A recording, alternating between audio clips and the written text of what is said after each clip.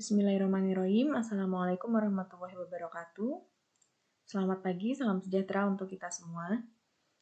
Untuk pertemuan hari ini, materi masih saya lanjutkan dari materi minggu yang lalu, yaitu perhitungan kebutuhan daya dalam bejana adu. Berikut adalah garis besar langkah-langkah dalam perhitungan kebutuhan daya. Untuk tangki bersekat, dalam menghitung kebutuhan daya, kita perlu tahu dulu yang pertama adalah jenis impellernya ya. Kemudian dimensi impellernya. Setelah jenis dan dimensi impellernya kita ketahui, kita bisa menentukan kurva yang akan digunakan untuk mencari nilai bilangan power. Tapi tentu sebelumnya kita perlu menghitung dulu nilai bilangan Reynolds-nya berapa, kemudian diplotkan ke dalam kurva dan didapatkan nilai bilangan power. Untuk selanjutnya bisa kita hitung nilai P atau daya pada tangki agitasi. Kemudian untuk tangki tanpa sekat atau tanpa baffle, langkah perhitungannya sama dengan tangki bersekat ya secara umum. Namun perbedaannya adalah untuk nilai bilangan Reynolds yang lebih dari 300. Nah, di sini kita perlu mengalihkan NP atau bilangan power yang sudah didapatkan dari memplotkan NRE ke dalam grafik. Ini perlu dikoreksi atau dikalikan dengan bilangan Frost pangkat N. Ya, baru kemudian nilai ini kita masukkan ke dalam formula untuk menghitung kebutuhan daya. Rumus dari daya ini sama dengan NP atau bilangan power dikali dengan N atau kecepatan putaran pangkat 3 kali dA atau diameter impeller pangkat 5 kali densitas per Gc. Nah, namun ada beberapa batasan pada perhitungan daya atau nilai P-nya di sini. Ini tergantung pada besarnya nilai bilangan Reynolds. Dalam artian, nah, pada tangki bersekat yang bilangan Reynolds yang lebih dari 10.000, nah, angka daya ini tidak bergantung pada bilangan Reynolds. Dalam bilangan Reynolds ada nilai viskositas, densitas ya, kecepatan putaran dan diameter tangki. Namun untuk aliran dengan bilangan Reynolds lebih dari 10.000, di mana alirannya adalah turbulen, viskositas ini bukan lagi menjadi faktor untuk menentukan nilai daya. Sehingga persamaan ini ya, persamaan P sama dengan NP kali N pangkat 3 kali dA pangkat 5 rho per Gc ini bisa digantikan dengan persamaan ini. P sama dengan KT kali N pangkat 3 kali dA pangkat 5 kali rho per Gc, di mana nilai bilangan powernya digantikan oleh KT. Sedangkan untuk bilangan Reynolds yang rendah, dalam hal ini kurang dari 10, kurva NP versus NRE ini berimpitan baik pada tangki yang bersekat maupun yang tanpa sekat atau tanpa baffle. Sebagai contoh, saya tampilkan grafik korelasi antara NP dengan NRE ya. Kita lihat di sini pada bilangan Reynolds kurang dari 10, ini kurvanya berimpitan baik untuk yang impeller tangki agitasi dengan baffle maupun yang tanpa baffle. Pada bilangan Reynolds yang kurang dari 10, ya, untuk bilangan Reynolds yang rendah, alirannya adalah aliran laminer, di mana bisa dikatakan bahwa densitasnya bukan lagi menjadi faktor untuk menentukan nilai daya yang dibutuhkan pada tangki agitasi. Sehingga persamaan untuk menghitung daya yang ini ya, P sama dengan NP kali N pangkat 3 kali dA pangkat 5 kali rho per Gc. Ini ya sama. Namun nilai NP-nya bisa digantikan dengan KL per bilangan Reynolds.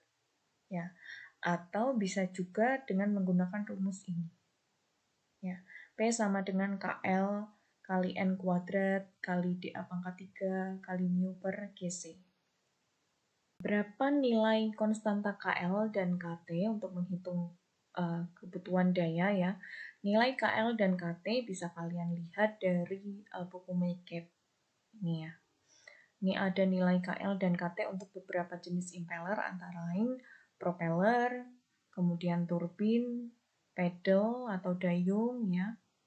Nah, ini silakan nanti diacu untuk mengerjakan soal yang nilai bilangan Reynolds-nya lebih dari 10.000 atau yang kurang dari 10. Jika kurang dari 10 kita gunakan KL, jika bilangan Reynolds-nya lebih dari 10.000 kita bisa gunakan KT. Saya ambilkan contoh soal dari buku MACAP. Contoh soalnya sama dengan example 9.1 ya. Yang ini ya. Contoh 9.1. Tetapi dikatakan bahwa cairan yang akan diaduk adalah rubber latex yang mempunyai viskositas 1200 pounds dan densitasnya 70 pound per feet kubik ya, atau 1120 kg per meter kubik. Yang ditanyakan berapa powernya. Nah, saya bukakan kembali soalnya supaya kita bisa tahu dimensi tangkinya. Tangki menggunakan turbin berdaun rata. Jadi impellernya turbin berdaun rata dengan 6 daun dipasang di pusat tangki secara vertikal. Diameter tangkinya sekian, 6 feet. Diameter turbinnya 2 feet. Dan terletak 2 feet dari dasar tangki. Jadi ini nilai DT, ini nilai DA, ya. Ini nilai E, ya. Kemudian lebar daun turbin 6 inci. Lebar daun turbin adalah W, ya. Tangki diisi sampai kedalaman 6 feet atau ini nilai H-nya dengan larutan soda kaustik 50%. Nah, ini yang membedakan nanti yang akan kita kerjakan sudah tidak pakai soda kaustik tetapi menggunakan rubber latex ya, latex karet, di mana viskositasnya 1200 pounds. Densitasnya 93,5 sama ya. Oh, beda. Densitasnya 70 pound per feet pangkat 3. Kemudian turbin dioperasikan pada putarannya, putarannya sama kelihatannya. 90 putaran per menit ya. Tangkainya bersekat. Berapakah daya yang diperlukan untuk mengoperasikan alat? Jadi yang membedakan hanya ini ya, larutannya dan viskositas serta densitas. Nah, coba kita selesaikan. Yang pertama adalah tadi menentukan impellernya. Impellernya sama, yaitu turbin dengan 6 daun, ya, 6 blade turbin. Ada di kurva A, ya. Nah, ini kurva A. Kemudian kalau sudah tahu jenis impeller dan kurva yang akan digunakan, kita bisa mencari bilangan Reynolds. Bilangan Reynolds tadi adalah dA kuadrat kalikan kecepatan putaran kalikan densitas dibagi dengan viskositas. Nah, diameter impellernya adalah 2, kemudian kecepatan putarannya adalah ya 90 putaran per menit, atau kita konversi menjadi 1,5 putaran per second ya. Dikalikan 70 ini adalah densitasnya dibagi dengan mu atau viskositas 1200 pounds yang dikalikan 0,0672 supaya bisa kita konversi ke pound per feet second. Sehingga bilangan Reynolds-nya 5,2. Nah, karena bilangan Reynolds-nya kurang dari 10, maka alirannya adalah aliran laminer, di mana nilai bilangan power-nya bisa kita ganti dengan KL per NRE kalau kita pakai rumus yang ini. Ya. Atau bisa juga pakai rumus yang ini langsung tanpa dibagi dengan NRE. Kita lihat yang dikerjakan dari buku MACAP adalah menggunakan rumus aslinya ya. Nah, nilai KL-nya bisa kita lihat dari tabel. karena jenis impellernya adalah turbin dengan 6 plate disc ya, di mana S3-nya 0,25 dan S4 0,2. Sehingga nilai KL-nya adalah sebesar 65. Nah, nilai KL ini kita bagi dengan bilangan Reynolds, 65 bagi 5,2 didapatkan bilangan powernya sebesar 12,5. Sehingga daya ini sama dengan 12,5 atau bilangan power dikalikan dengan dikalikan dengan kecepatan putaran pangkat 3 kali dengan diameter impeller pangkat 5 dibagi dengan GC. Nah, didapatkan nilai powernya adalah 2938 volt pound per second. Atau bisa dikonversi ke horsepower 5,34 HP, ini setara dengan 3,99 kW.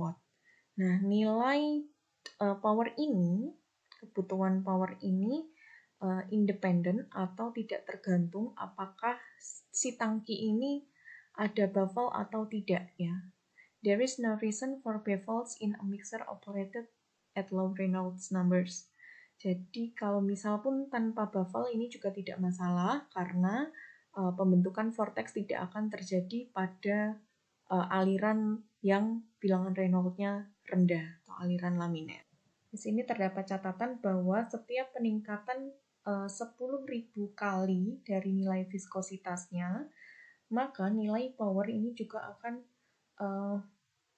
meningkat sebanyak 60% dari viskositas awal ya. Jika dari example 9.1 yang viskositasnya hanya berapa di sini? 12 centipoise. Ini powernya 3,31 horsepower. Tetapi dengan menggunakan larutan lain yang viskositasnya lebih besar, yaitu sebesar berapa tadi? Nah, ini 1200 poise. Nah, ini terjadi peningkatan power ya, 5,34 sekitar 60% setiap kenaikan 10.000 viskositas. 10.000 kali nilai viskositas. Tadi adalah contoh soal ketika kita menghitung kebutuhan daya untuk bilangan Reynolds yang kurang dari 10 dengan menggunakan konstanta KL ya. Nah, di sini saya tampilkan kembali example 9.1 contoh 9.1. Ini kita kemarin kerjakan dengan menggunakan tanpa menggunakan konstanta ya, KL maupun KT. Nah, silakan ini coba dikerjakan dengan menggunakan cara yang kedua tadi, menggunakan konstanta KL atau KT.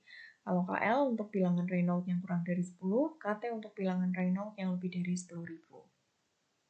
Coba dikerjakan apakah hasilnya sama atau tidak dengan cara sebelumnya. Jika di pertemuan sebelumnya, grafik yang tersedia pada buku McCabe hanya ada dua grafik ya untuk dua jenis impeller yang berbeda. Yang pertama ini adalah grafiknya untuk si turbin, impeller turbin rata berdaun 6. Kemudian gambar 5 ya, ini adalah grafik NRE versus NP untuk propeller berdaun 3. Ini saya berikan jenis grafik untuk jenis impeller yang lain, yaitu ini untuk jenis helix ya, baik double helix maupun bottom plate ya.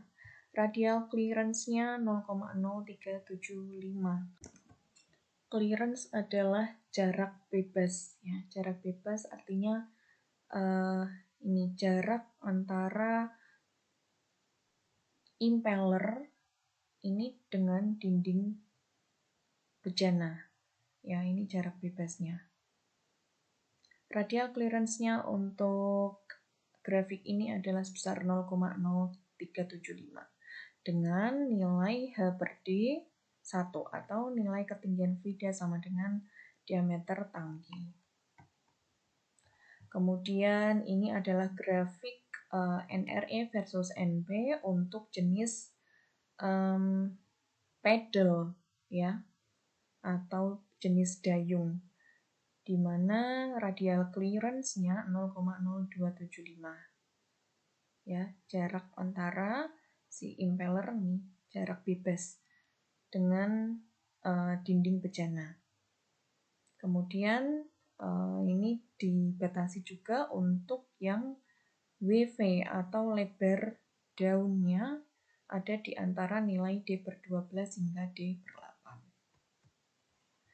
Kemudian ini adalah grafik untuk 14 jenis impeller. Apa saja? Nah ini jenis-jenisnya untuk propeller dengan pitch equal diameter tanpa baffle. Kemudian ada jenis propeller yang lain. Ini untuk turbin juga ada. Kemudian untuk pedal juga ada. Jadi dirangkum dalam satu grafik. Ada 14 grafik. Ini cara membacanya misalnya untuk jenis propeller yang pertama, pitch equaling diameter without baffles. Di sini ya, 1, kita lihat ujungnya, 1 dan 2 ujungnya adalah ini. Nah, ya, grafik 1 berarti ada dari sini sampai sini. Grafik 2 berarti dari ujung ini hingga, nah, berhimpitan dengan grafik 1, 2. Kemudian grafik 3 ini.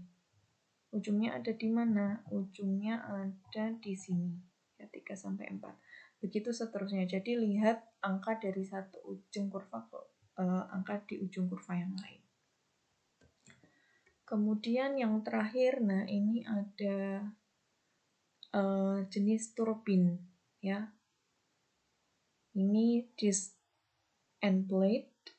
Jadi bentuknya berupa lempengan bundar dengan pisau, vertical blade, pisau yang diarahkan vertikal, kemudian disc end blade, ya, dengan 1, 2, 3, 4, 5, 6. Ini sama, tetapi nilai W per D-nya 1/8, kali ini W per D-nya 1/5. Kemudian ada jenis turbin vertical blade tanpa disc, ya, tanpa lempeng bulat ini. Kemudian jenis turbin yang lainnya atau impeller turbin lainnya adalah curved blade atau pisau yang lengkung, ya. Nah, kemudian yang terakhir ini ada pitch blade, di mana blade-nya horizontal ya, tidak vertikal seperti contoh-contoh yang lain. Oke. Nah, kemudian yang terakhir ini ada jenis kurva yang lain untuk turbin dan propeller. Nah, ini saya rujuk dari buku lain selain MacCap ya. Untuk file PowerPoint-nya akan saya kirim ke dalam Microsoft Teams supaya bisa kalian gunakan sebagai referensi. Nah, terakhir untuk latihan soal, silakan kalian coba kerjakan. Yang pertama tadi ya, yang ini. Ini dikerjakan dengan menggunakan konstanta yaitu KL atau KT. Kemudian soal yang kedua adalah, nah ini soal yang ketiga. Ya, silakan dikerjakan sampai dengan jam perkuliahan berakhir. Jika ada pertanyaan, silakan disampaikan di chat ya. Kita akan bahas soal ini minggu depan, termasuk dengan 4 soal yang saya berikan di pertemuan sebelumnya. Baik, saya cukupkan materi untuk perkuliahan hari ini. Kita lanjutkan dalam chat di Microsoft Teams ya. Akhir kata, alhamdulillahirrahmanirrahim. Wassalamualaikum warahmatullahi wabarakatuh. Selamat pagi semuanya.